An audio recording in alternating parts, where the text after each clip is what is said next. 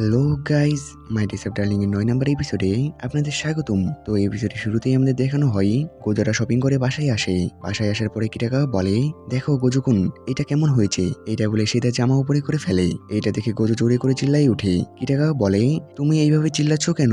আমি ভয় পেয়ে যাই। গোজো বলে, তুমি হঠাৎ করে জামা উপরে তুললে কেন? কিটাকা বলে, এটা তো সুইমস্যুট, আমি আজকে এটা কিনেছি। এটা বলে সে সেটা দেখাতে লাগে।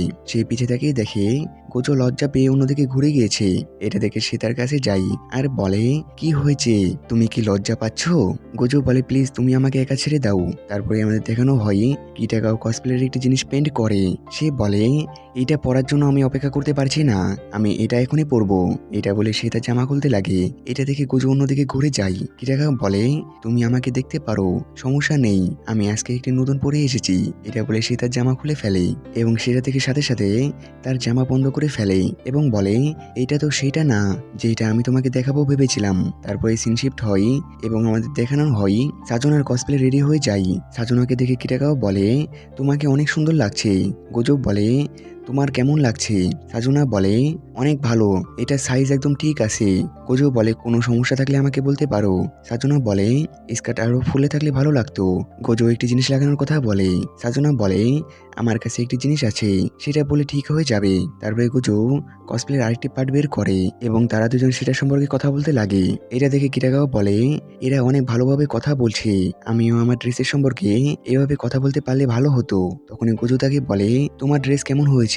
কিটাকাও সবকিছু ডিটেলে বলতে লাগে। সাজনা বলে, এত কিছু বলার দরকার নেই। গোজো বলে, তোমাকে ধন্যবাদ। তারপরে গোজো কিটাকাওকে মেকআপ করার কথা বলে এবং তার চুল বাঁধতে লাগে। তারপরে আমাদের দেখানো হয় কিটাকাওর মেকআপ শেষ হয়ে যায়। কিটাকাও আয়না চাই, গোজো তাকে আয়না দেয় এবং কিটাকাও নিজেকে দেখে অনেক খুশি হয় এবং খুশিতে কিটাকাও গোজোকে মারতে লাগে। সাজনা বলে, তুমি মনে হয় অনেক খুশি। কিটাকাও বলে, হ্যাঁ, আমি গ্রুপ কসপ্লের জন্য আর অপেক্ষা করতে পারছি না। তারপরে আমাদের দেখানো হয় তারা সেখানে আসে আর বাইরে বৃষ্টি হতে থাকে, সেজন্য কিটাকাও একটু মন খারাপ করে।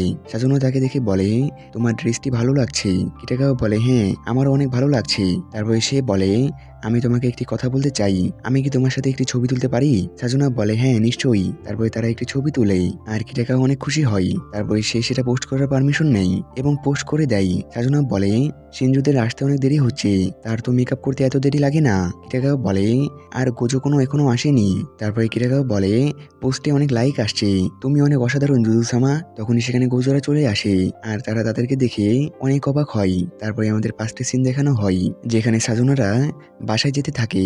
কিটাকাও তাদেরকে বলে, আমি এখন এখান থেকে চলে যাচ্ছি, আমার বন্ধুদের সাথে আজকে ক্যারিওকেতে যেতে হবে। সাজনা বলে, আমাদেরও যাওয়া উচিত। সিনজু বলে, আমি আজকে প্রথমে এখানে এসেছি, তো আমি আশেপাশে একটু ঘুরে দেখছি। সাজনা বলে, ঠিক আছে, তাহলে আমি বাসায় যাচ্ছি। এটা বলে সে সেখান থেকে চলে যায়। সিনজু সেখান থেকে চলে যেতে লাগে। তখনই কুজু তাকে ডাকে আরে বলে, আচ্ছা তুমিও কি কসপ্লে করতে চাও? সেই দিন যখন আমরা দেখা করলাম তখন আমার মনে হচ্ছিল তুমিও কসপ্লে করতে চাও, কিন্তু তুমি তোমার বোনের সামনে বলতে পারছিলে না। এটা শুনে সিনজু মন খারাপ করে। গোজো বলে, আমার মনে হয় আমি ভুল মনে করেছি, সরি, আমাকে ক্ষমা করো, আমি এখান থেকে চলে যাচ্ছি। এটাই বলে গোজো সেখান থেকে চলে যেতে লাগে। তখন সিনজু বলে, আসলে আমি একবার ট্রাই করতে চাই, একটি ক্যারেক্টার আছে যাকে আমার অনেক ভালো লাগে, আমি ট্রাই করতে চাই।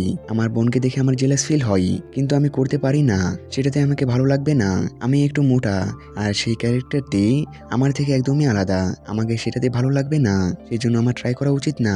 আর আমি যদি অদ্ভুত কসপ্লে করি তাহলে আমার বোন রাগ করবে এবং আমাকে হেট করা শুরু করবে। গোজো বলে, তোমার মনে যদি হয় তুমি কসপ্লে করবে তাহলে তোমার সেটা করা উচিত, আমি তোমার সাথে আছি আর নিশ্চিতভাবে বলতে পারি তোমার বোন তোমাকে চিনতে পারবে না। সিনজু বলে, তাহলে তুমি আমাকে সাহায্য করবে? গোজো বলে, হ্যাঁ। তারপরে গোজো অ্যানিমেটের সম্পর্কে জানতে চাই। সিনজু সেই অ্যানিমেটের কসপ্লে করতে চাই যেটা তার বোনেরা করেছে। এটা শুনে গোজো মনে মনে বলে, সে হয়তোবা হিরোইনের কসপ্লে করবে। সিনজু বলে, আমি সোমা উনিচান হতে চাই। এটা শুনে গোজো অদ্ভুত মুখ করে। সিনজু বলে, আমার তাকে অনেক ভালো লাগে। গোজো বলে, বুঝতে পেরেছি, তো আমরা যেই দিন শুটিং করছি তুমিও সেই দিন তাদের সাথে জয়েন করো, তাদেরও ভালো লাগবে। সিনজু বলে, ঠিক আছে, কিন্তু তুমি সেই দিন পর্যন্ত এই কথাটি নিজের কাছে রাখবে প্লিজ। গোজো বলে, হ্যাঁ। সিনজু বলে, তোমার কি মনে হয় আমি কি এটা করতে পারবো? গোজো বলে, তুমি কি বলতে চাও? সিনজু বলে, আসলে আমি মোটা, তাই অনেক কাপড় আমার ফিটিং হয় না। গোজো মনে মনে বলে, কিন্তু আমার তো তাকে মোটা মনে হয় না। সিনজু বলে, আর আমি শুধু হাত খরচটাই পাই, সেজন্য আমার কাছে বেশি টাকা নেই। গোজো বলে, আরে আমি এত বড় ভুল কিভাবে করতে পারি, আমি ভুলে গিয়েছিলাম সে মিডল স্কুলে পড়ে, সে তো এখন পার্ট টাইম জবও করে না।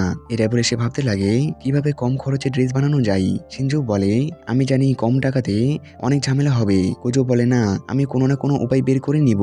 তারপরে সিন শিফট হয় এবং আমাদের দেখানো হয় তারা বাসায় আসে এবং গোজো সিনজুকে একটি ড্রেস দেখাই আর বলে, এটা আমার স্কুল ড্রেস, এটা পরলে আর ড্রেস কেনা লাগবে না। আমি যখন সেই অ্যানিমেটি দেখছিলাম তখন আমি খেয়াল করি সোমা অনিচানের ড্রেস আমাদের স্কুলের ড্রেসের মতন। সিনজু বলে, হ্যাঁ এটা একদম সেই রকম। গোজো বলে, কিন্তু এটা তোমার ফিটিং হবে কিনা এটা জানি না। সিনজু বলে, ট্রাই করছি। তারপরে সে ট্রাই করতে লাগে আর গোজো বাইরে দাঁড়িয়ে থেকে ভাবতে থাকে, এটা যদি কিটাকাও পড়তো তাহলে কি হতো। এটা বলে সে কল্পনা করতে লাগে আর সেখানে কিটাকাও বলে, গোজো কুন এটা অনেক বড়। তখনই সিনজু ভেতর থেকে বলে, গোজো কুন আমি পরে নিয়েছি। গোজো ভিতরে গিয়ে দেখে সিনজুর শার্ট অনেক টাইট হচ্ছে। সে তার দম বন্ধ করে রাখে, কিন্তু তখনই তার শার্টের বোতাম ছিঁড়ে যায়। এটা দেখে গোজো অবাক হয়ে যায়। সিনজু বলে, বোতাম ছিঁড়ে গিয়েছে, এটার জন্য আমাকে ক্ষমা করো। গোজো বলে, সিনজু চান সামনে দেখো তোমার শার্ট খুলে গিয়েছে। তারপরে গোজো বলে, সবকিছু ঠিক আছে, কিন্তু সমস্যা হলো তোমার ব্রেস্ট, এটার কিছু একটা করতে হবে, না হলে তোমাকে ছেলেদের মতন লাগবে না। এটা বলে গোজো ভাবতে লাগে কি করা যায়। তখনই তার মাথায় একটি আইডিয়া আসে। তারপরে সিনজু সেটা ট্রাই করতে লাগে আর গোজো বাইরে দাঁড়িয়ে থেকে ভাবতে থাকে সবাই নিজের পছন্দের ক্যারেক্টারের কসপ্লে করতে চাই, তারা সেটা করার জন্য অনেক কষ্ট করে। তারপরে সিন শিফট হয় এবং আমাদের দেখানো হয় এখনো সিনজুর ব্রেস্ট দেখা যাচ্ছিল। সেই জন্য গোজো সেটা কিছু করার চিন্তা করতে লাগে এবং অনলাইনে দেখতে থাকে। সে অনলাইনে একটি জিনিস দেখতে পাই, কিন্তু সেটার দাম অনেক বেশি। সিনজু বলে, আচ্ছা ঠিক আছে, আমি এটা এখনই অর্ডার দিচ্ছি। গোজো বলে, তাহলে আমি তোমার চুলের ব্যবস্থা করছি, আমি বাজার থেকে আসার সময় সেটা নিয়ে আসবো। আচ্ছা এখন তোমার মাথার মাপটা দাও। এটা বলে সে তার মাথার মাপ নিতে যায় এবং সিনজুর ব্রেস্ট গোজোর শরীরের সাথে টাচ করে। এর কারণে সিনজু অনেক লজ্জা পেয়ে যায় এবং গোজো তার থেকে ক্ষমা চায়। তারপরে সিন শিফট হয় এবং আমাদের দেখানো হয় সিনজুকে গোজো কিছুদিন পরে আবারও তার বাসায় ডাকে এবং বলে, আমি তোমার জন্য চুল নিয়ে এসেছি, কেউ যেন না জানে, সেজন্য এটা আমরা বাসায় কেটে নিব। সে সেটা কাটতে লাগে এবং সিন্ধু তাকে দেখতে থাকে। কিছুক্ষণ পরে গোজো বলে, এটা করা অনেক কঠিন, সাবধানের কাজ অনেক ভালোভাবে করতে হয়। সিনজু বলে, তুমি কি সব কাজ নার্ভাস না হয়ে করো? গোজো বলে, হ্যাঁ। সিনজু বলে, তুমি এত ভালো ড্রেস বানাও, সেজন্য আমি মনে করেছিলাম তুমি অনেক ট্যালেন্টেড আর সবকিছু করতে পারো। গোজো বলে, অনেক কাজ আছে যেগুলো আমি করতে পারি না, আমি এখনো শিখছি। সিনজু বলে, সত্যি? গোজো বলে, সত্যি কথা বলতে আমার ক্লাসে এমন একজন আছে, তাকে দেখে আমি শিখছি, তাকে সবাই পছন্দ করে, সে অনেক সাহসী, তার যা ভালো লাগে সে তাই করে। আমি দেখেছি তার জীবনে কোনো সমস্যা নেই, যেমনটা আমার জীবনে আছে। আমাদের মেলামেশা বেশি হয়ে গিয়েছে এবং আমি তার সাথে সময় কাটাতে লাগি। তখন আমি বুঝতে পারি এমন অনেক কিছু আছে যেগুলো সেও করতে পারে না, সেও ভুল করে আর সেও সেইভাবে ভাবে যেভাবে আমি ভাবি। সে অনেক খুশি থাকে, অনেক সময় তাকে অনেক কিউট লাগে। এটা বলে সে লজ্জা পেয়ে যায় এবং সে কথা ঘুরিয়ে বলে, অন্যদের জীবনে কি হচ্ছে এটা আমরা জানতে পারি না, কারণ তাদের অন্যান্য সমস্যা আছে। আমি এটাকে কাটা শুরু করছি। সিনজু এটা শুনে মনে মনে বলে, সবার নিজে নিজে সমস্যা আছে, এটা কি সত্যি? তখনই গোজো বলে, তোমার মেকআপ করে দিচ্ছি, এটা আমি ডিসকাউন্ট থেকে নিয়েছি, এটাতে 10,000 ইয়েনের থেকেও কম লেগেছে। তারপরে তারা মেকআপ করতে লাগে। কিছুক্ষণ পরে মেকআপ শেষ হয়ে যায়। তারপরে সিন শিফট হয় এবং আমাদের দেখানো হয় সাজুনা বলে, সিনজু সিনজু নার্ভাস হয়ে বলে, আমিও কসপ্লে করার চেষ্টা করেছি, তোমার খারাপ লাগেনি তো? সাজুনা তার হাত ধরে আর বলে, তোমাকে অনেক সুন্দর লাগছে, আমি তো প্রথমে তোমাকে চিনতেই পারিনি। পাশে থেকে কিটাকাও বলে, তুমি যেটা বলছো সেটা কি সত্যি? আমি বিশ্বাস করতে পারছি না। সাজুনা আর কিটাকাওয়া তাকে নিয়ে কথা বলতে লাগে। সাজুনা বলে, তোমাকে সত্যি অনেক ভালো লাগছে, তোমাকে অনেক সুন্দর লাগছে। সিনজু গোজোর দিকে দেখে। গোজো বলে, এখন তুমি খুশি তো? আর এর সাথে এখানে এপিসোড শেষ হয়ে যায়। দেখা হচ্ছে নেক্সট এপিসোডে। আল্লাহ হাফেজ।